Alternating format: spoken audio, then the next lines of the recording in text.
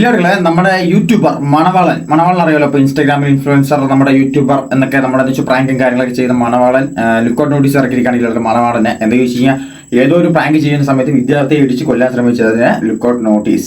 മനസ്സിലായില്ലേ?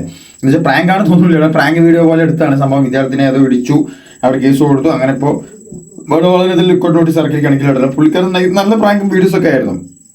Prank videos ഒക്കെ nice ആയിരുന്നില്ല, കാണാൻ നമുക്ക് സൂപ്പറാണ് എന്ന് വെച്ച് കഴിഞ്ഞാൽ. പക്ഷേ ഇടയ്ക്കിടയ്ക്ക് മാത്രം ചെറിയ ഇത് ഫ്രീക്ക് തരമുണ്ട്, കാര്യമില്ല. ബട്ട് എന്താ വെച്ചാൽ ചെക്കൻ ലുക്കൗട്ട് നോട്ടീസ് ഇറക്കുകയാണെങ്കിൽ ഞാൻ ന്യൂസ് ആദ്യം വയ്ക്കാൻ ഞാൻ ബാക്കി പറയാം. ഓക്കെ, സ്വാഗതം ഫാസ്റ്റ് ന്യൂസിലേക്ക്. കുളിപ്പിക്കുന്ന ഒരു വാർത്തയിലേക്കാണ്. തൃശൂരിൽ യൂട്യൂബർ മുഹമ്മദ് ഷെഹീൻ ഷായ്ക്കെതിരെ ലുക്കൌട്ട് നോട്ടീസ്.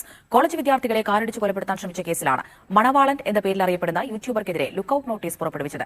കേരളവർമ്മ കോളേജ് റോഡിൽ വെച്ച് മോട്ടോർ സൈക്കിൾ യാത്ര ചെയ്യുകയായിരുന്ന 2 കോളേജ് വിദ്യാർത്ഥികളെ കാറിടിച്ച് കൊലപ്പെടുത്താൻ ശ്രമിച്ചു എന്നാണ് കേസ്. കെ അഖിൽ വിവരങ്ങൾ നൽകും. അഖിൽ, എന്താണ് ഈ കേസിനാസ്പദമായ സംഭവം?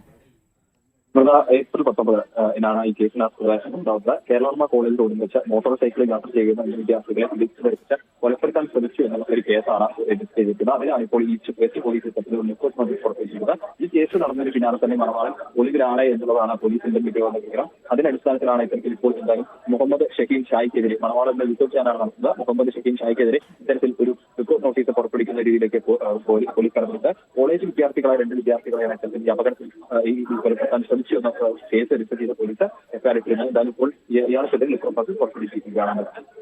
അതാണ് ഇതിലുള്ള എന്താ ചോദിച്ചാൽ കേസിന് ശേഷം പുള്ളിക്കാരൻ മുങ്ങിയിരിക്കുകയാണ് ഉള്ളത്. അതുകൊണ്ടാണ് ലുക്കൗട്ട് നോട്ടീസ് ഇറക്കിയിരിക്കുന്നത്, ലുക്കൗട്ട് സർക്കുലർ. മനസ്സിലായില്ലേ?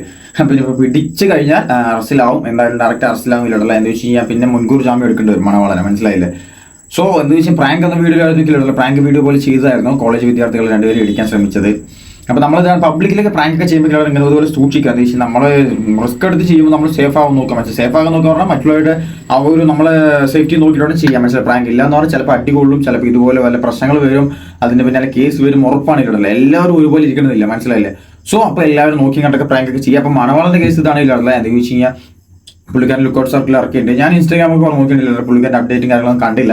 സോ ഒളിവിലാണെന്ന് തോന്നുന്നില്ല. അപ്പോൾ നമുക്ക് നോക്കാം. ഇനിയിപ്പോൾ പുള്ളിക്കാരൻ്റെ ഒരു വീഡിയോ വരികയായിരിക്കാം. എന്താ വെച്ച് കഴിഞ്ഞാൽ അതിനെ ചൊല്ലി വീഡിയോ കാര്യങ്ങളൊക്കെ വരികയായിരിക്കാം. അപ്പോൾ നമുക്ക് നോക്കാം ഇല്ലടല്ലേ. അപ്പോൾ അതൊരു ഐഡിയ. അപ്പോൾ